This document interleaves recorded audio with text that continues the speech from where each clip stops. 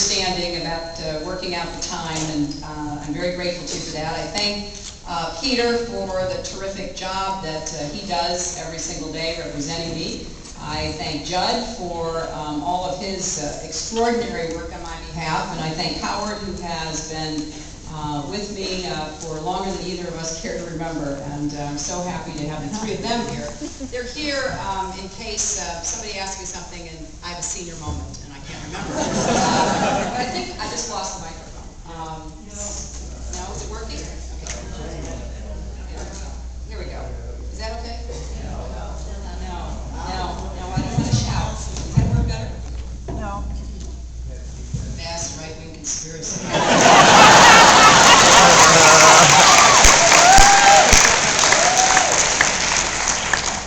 Well, let me start by saying something that might surprise some of you, because I'm aware that, not everybody says nice things about me.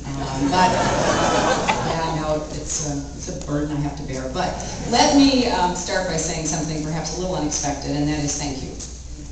Thank you for caring so much and being so involved in helping us create a modern progressive movement in America.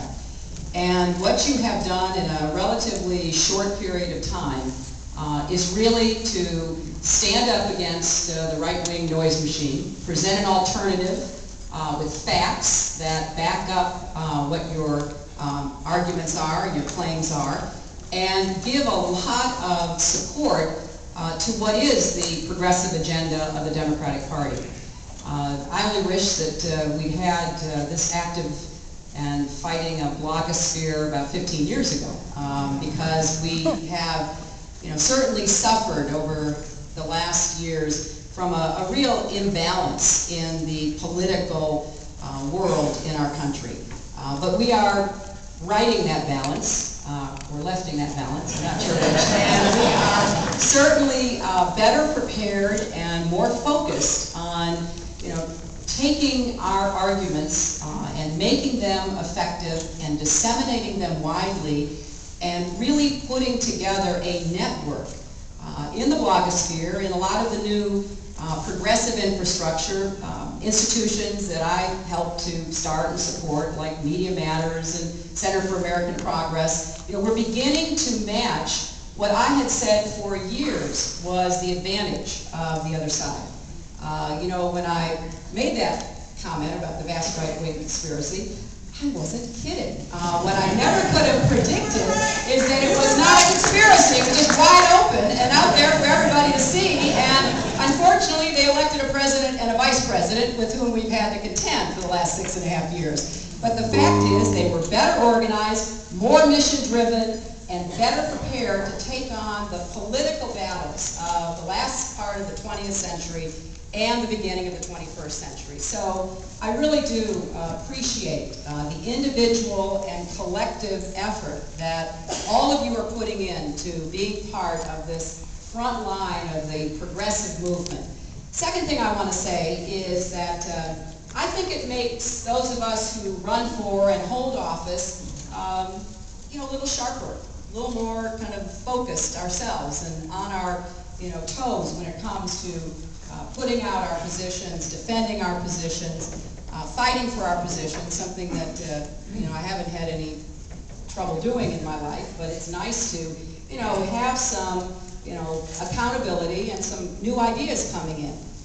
Don't tell anybody, but I actually read blogs, but please don't share that with anyone. And I find myself, sometimes saying, oh, come on, and sometimes saying, that's a really good point, and trying to figure out how to work that into an argument I'm making or legislation I'm drafting.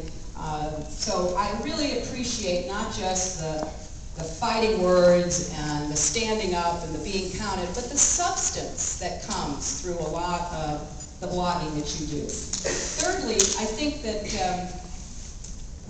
our lives have changed, so our politics has to change.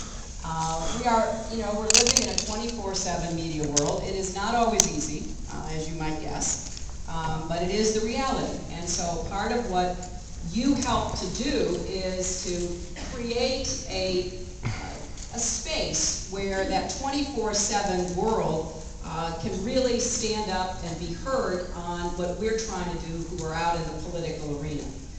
You know, running for office, holding office, is probably more challenging in some respects because of that 24/7 world. So therefore, you know, having people who share our overall goals, even if we disagree on tactics or strategy, but understanding where we're trying to take our country is really helpful, because then it's not just one voice or a couple of voices, it's millions of voices. And you know, I don't know, I doubt you know, that we can't go back and rewrite history, certainly, but you know, I think about, well, what if we had the blogosphere in 93, 94 when I was working on healthcare and, you know, being hammered and they were raising $300 million and distorting everything we were trying to do, and we made our own mistakes, but a lot of it was, you know, trying to do something that was worth doing, which we will get done when I'm president.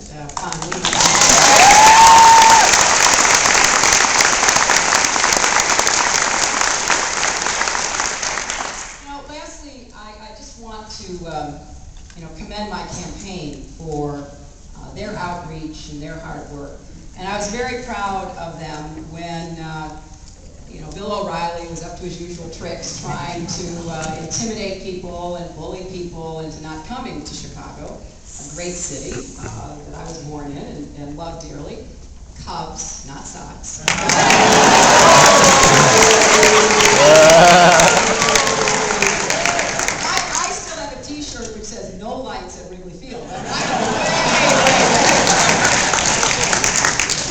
I was very proud of my campaign, standing up and really calling O'Reilly out and saying, oh, come on, you know, look, there are things on, you know, Yearly Kos that I don't agree with, and sometimes, you know, look, people do go over the line, but hello, for Bill O'Reilly to be making that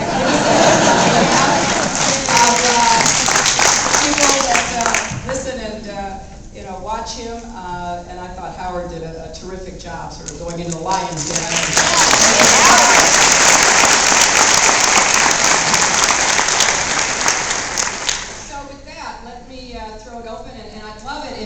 Peter, would you call on people?